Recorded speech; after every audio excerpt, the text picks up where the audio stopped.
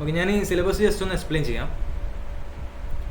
Syllabus first day വരുന്നത് നമ്മൾ നേരത്തെ പറഞ്ഞ പോലെ തന്നെ ബേസിക് ഇലക്ട്രോണിക്സ് ആണ്. ബേസിക് ഇലക്ട്രോണിക്സ്, പിന്നെ ബ്രെഡ് ബോർഡ് വയറിങ്, അതുപോലെ സർക്യൂട്ടിൻ്റെ കണക്ഷൻസും കാര്യങ്ങളെല്ലാം, പിന്നെ ബേസിക് കമ്പോണൻസ്. ബേസിക് കമ്പോണൻസ് എന്ന് പറയുമ്പോൾ റെസിസ്റ്റർ, കപ്പാസിറ്റർ അതുപോലത്തെ കാര്യങ്ങളുടെ എക്സ്പ്ലനേഷൻ മാത്രമായിരിക്കും. പിന്നെ ഉണ്ടാവുക ഈ എന്താണ് സീരീസ് കണക്ഷൻ എന്താണ്, പാരലൽ കണക്ഷൻ എന്താണ്, ഇതുപോലത്തെ കാര്യങ്ങൾ ജസ്റ്റ് ഒന്ന് എല്ലാത്തിലൂടെ നമുക്കൊന്ന് ടച്ച് ചെയ്തിട്ട് പോവാം. ആ രീതിയിൽ നമുക്ക് ചെയ്യാം.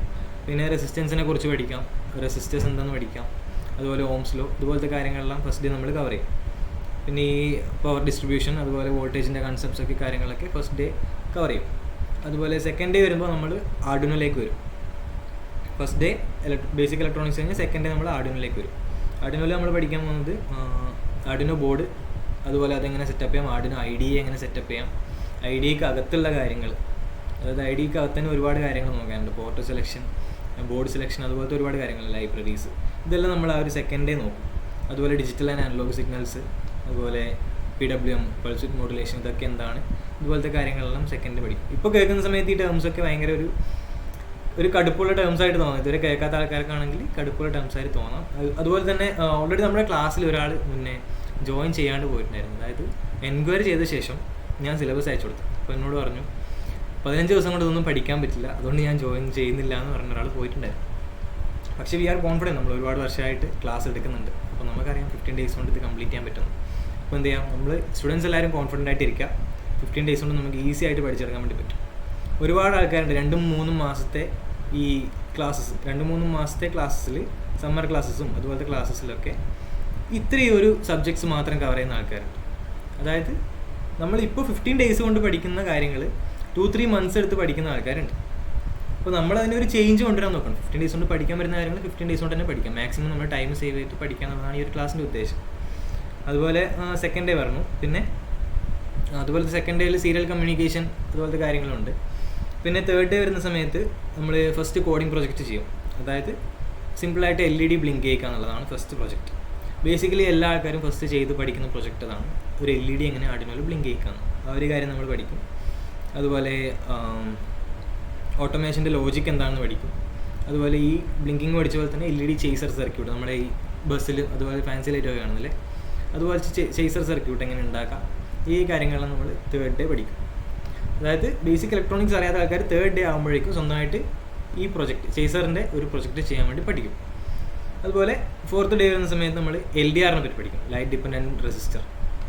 നമ്മുടെ ഈ എന്താ പറയുക സ്ട്രീറ്റ് ലൈറ്റ്സ് ഒക്കെ ആണെന്നില്ല, രാത്രി ഓണാവും ഓഫാവും ചെയ്യുന്ന സ്ട്രീറ്റ് ലൈറ്റ്സ്, രാത്രി ഓണാവും പകലാകുമ്പോൾ ഓഫാവും, അതുപോലത്തെ സ്ട്രീറ്റ് ലൈറ്റ്സിൻ്റെ ഒരു മെക്കാനിസം എങ്ങനെയാണെന്ന് പഠിക്കും. അതിനകത്ത് എങ്ങനെ കോഡ് ചെയ്യാമെന്ന് പഠിക്കും.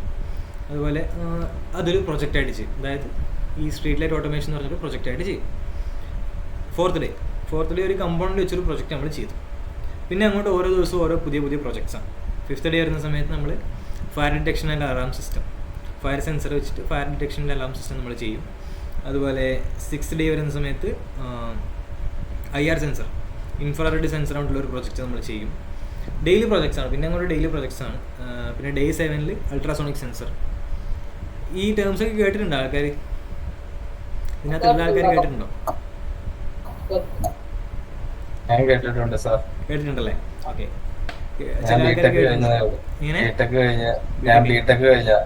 ഓക്കെ. അപ്പോൾ അൾട്രാസോണിക് സെൻസർ വെച്ചിട്ടുള്ള ഒബ്ജക്റ്റ് ഡിറ്റക്ഷൻ കാര്യങ്ങളും ഡേ 7. പിന്നെ ഡേ 8 സെർവോ മോട്ടോഴ്സ്, പിന്നെ ടോൾ ഗേറ്റിൻ്റെ ഒരു പ്രോജക്റ്റ്, പിന്നെന്താ പറയുക ഡേ 9 റഡാർ സിസ്റ്റത്തിൻ്റെ ഒരു പ്രോജക്റ്റ്. ഡേ 10 എത്തുമ്പോൾ നമ്മൾ ഈ നേരത്തെ കണ്ട gear motor driver, gear motors എങ്ങനെ വർക്ക് ചെയ്യുക എന്നുള്ള കാര്യങ്ങൾ പഠിക്കും. ഈ എല്ലാ ദിവസവും കമ്പോണൻസ്, അതുപോലെ തന്നെ അതിൻ്റെ വർക്കിംഗ്, അതുപോലെ അതിൻ്റെ കോഡ് എന്ന് പറയുമ്പോൾ കോഡിൻ്റെ എക്സ്പ്ലനേഷൻ, ഓരോ ലൈന് കോഡ് എങ്ങനെയാണ് വർക്ക് ചെയ്യുന്നുള്ളൊരു എക്സ്പ്ലനേഷൻ. ഇത്രയും കാര്യങ്ങളായിരിക്കും ആ ഒരു ഹോൾ ഡേ, പ്രൊജക്റ്റിൻ്റെ ഒരു ഹോൾ ഡേ ഉണ്ടാവുക. അതിനകത്തേക്കുള്ള ഇൻട്രഡക്ഷൻ, സെൻസർ എങ്ങനെ വർക്ക് ചെയ്യുന്നു, അതുപോലെ അതിനകത്തേക്ക് എങ്ങനെ സർക്യൂട്ട് എങ്ങനെ കണക്ട് ചെയ്യാം, കോഡ് എങ്ങനെ ചെയ്യാം, ഇത്രയും കാര്യങ്ങളുള്ള ആ ഒരു ദിവസം ഉണ്ടാവും. അപ്പോൾ ആ ഒരു ഡേ ഫിനിഷ് ആകുമ്പോഴേക്കും നിങ്ങൾ ആ ഒരു പ്രൊജക്റ്റ് ചെയ്ത് തീർക്കും. അങ്ങനെ ഓരോ ദിവസവും ഓരോ പ്രൊജക്റ്റായിട്ട് ചെയ്ത് തീർക്കും. പിന്നെ ഡേ 11 വരുന്ന സമയത്ത് നമ്മൾ ഓട്ടോമേഷൻ ചെയ്യാൻ പറ്റും. അതായത് 10 ദിവസം കഴിയുമ്പോഴേക്കും സ്വന്തമായിട്ട് ഓട്ടോമേഷൻ ചെയ്യാനുള്ള ലെവലിലേക്ക് നമ്മൾ എത്തും. HC05 എന്ന് പറഞ്ഞൊരു ബ്ലൂടൂത്ത് മൊഡ്യൂളുണ്ട്. അപ്പോൾ ഈ ആർഡിനോ ആയിട്ട് ബ്ലൂടൂത്ത് കണക്ട് ചെയ്ത് നമ്മുടെ വീട്ടിലുള്ള ഈ ഇതൊക്കെ ഇല്ല, എന്താ പറയുക, ലൈറ്റ്, ബൾബ്, ഈ ഫാൻ ഇതുപോലത്തെ കാര്യങ്ങളെല്ലാം ഓട്ടോമേഷൻ എങ്ങനെ ചെയ്യാം, നമ്മൾ മൊബൈൽ വെച്ച് എങ്ങനെ കൺട്രോൾ ചെയ്യാന്നുള്ള കാര്യങ്ങൾ 11ാമത്തെ ദിവസം നമ്മൾ പഠിക്കും. അത് സ്വന്തമായിട്ട് അപ്പോൾ തന്നെ ചെയ്യാം. ഓക്കെ. പിന്നെ വരുന്നത് ഡേ 12 DHT11 സെൻസർ, അതായത് ഡേ 11 വരുന്ന സമയത്ത് നമ്മൾ വെതർ മോണിറ്ററിങ്, അതായത് ഹ്യൂമിഡിറ്റി, ടെമ്പറേച്ചർ ഇതുപോലത്തെ കാര്യങ്ങൾ, അതിനുള്ള വെതർ മോണിറ്ററിങ് നമ്മൾ പഠിക്കും ഡേ 12. അതുപോലെ ഡേ 13 വരുന്ന സമയത്ത് നമ്മൾ നേരത്തെ പറഞ്ഞ മേജർ പ്രൊജക്റ്റിൻ്റെ സ്റ്റാർട്ടിങ്ങിൽ നമ്മളെത്തി. അതായത് ബ്ലൂടൂത്ത് കൺട്രോൾഡ് ഒരു കാർ, അതിൻ്റെ ഒരു പ്രൊജക്റ്റിലേക്ക് നമ്മളെത്തും.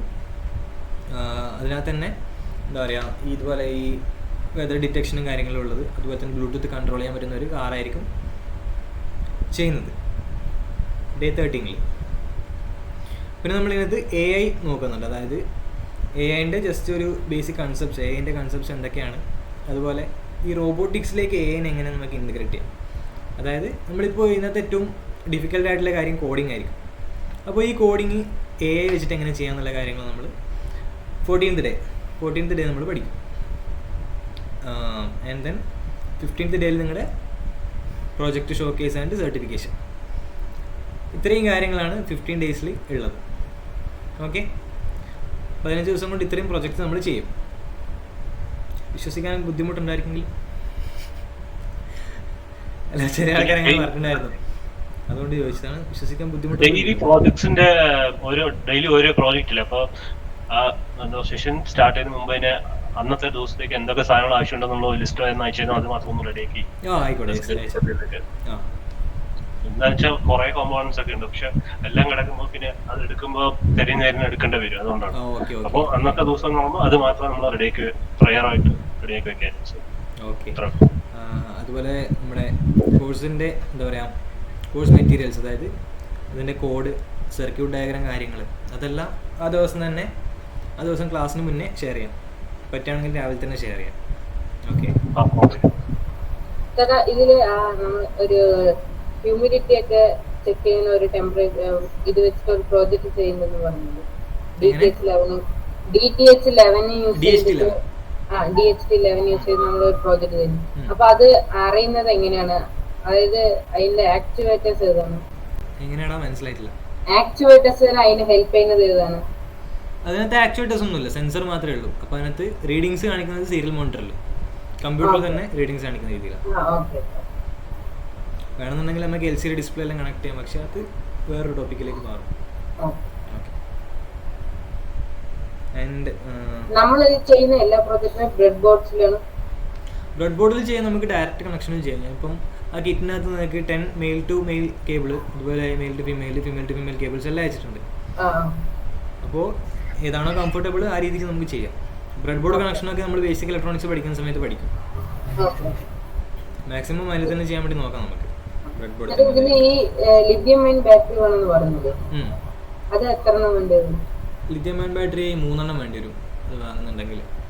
അത് ചാർജർ ഇതൊക്കെ ചേർത്ത് വാങ്ങുന്നില്ലേ? അത് സീരീസിൽ കൊടുത്തിട്ട് നമുക്ക് ഈ ലാസ്റ്റ് പ്രൊജക്റ്റിൽ മോട്ടോർ ഡ്രൈവർ റൺ ചെയ്യിക്കാൻ വേണ്ടി. മോട്ടോർ ഡ്രൈവർ 9 വോൾട്ട് ബാറ്ററിയിൽ റൺ ചെയ്യും, പക്ഷേ എഫിഷ്യൻസി ഭയങ്കര കുറവായിരിക്കും. ചിലപ്പോൾ 1-2 മിനിറ്റ് കൊണ്ട് അതിൻ്റെ ബാറ്ററി മൊത്തം ഡ്രെയിൻ ആകും. അപ്പോൾ പറ്റുകയാണെങ്കിൽ അതൊന്ന് വാങ്ങാൻ ശ്രമിക്കാം. വേറെന്താണ്, ഡൗട്ട്സ് ഒന്നും ഇല്ലേ?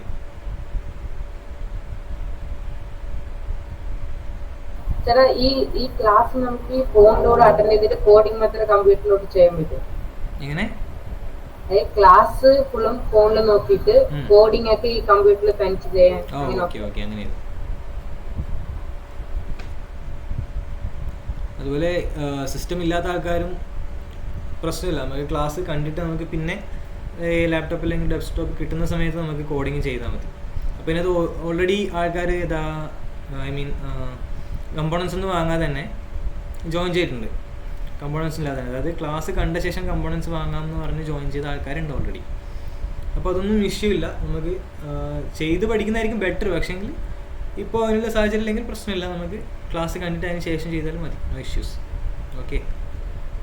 ചേട്ടാ ഇപ്പത്തെ എന്റെ ഡെലിവറി അതിന്റെ ഇപ്പൊ കൊടുത്തിരിക്കുന്ന മെസ്സേജ് കോയമ്പത്തൂർ എത്തിയിട്ടുണ്ട് എന്നാണ് പറഞ്ഞത്. അപ്പൊ ഇവിടെ നിയറസ്റ്റ് ആണ് അത്, കാരണം ബോർഡറാണ്. അപ്പൊ അത് നിയറസ്റ്റ് ഞാനത് നോക്കാം, ഞാൻ ഇതിന് ശേഷം ഞാൻ നോക്കിയിട്ട് അപ്ഡേറ്റ് അപ്ഡേറ്റ് ചെയ്യാം. ഓക്കെ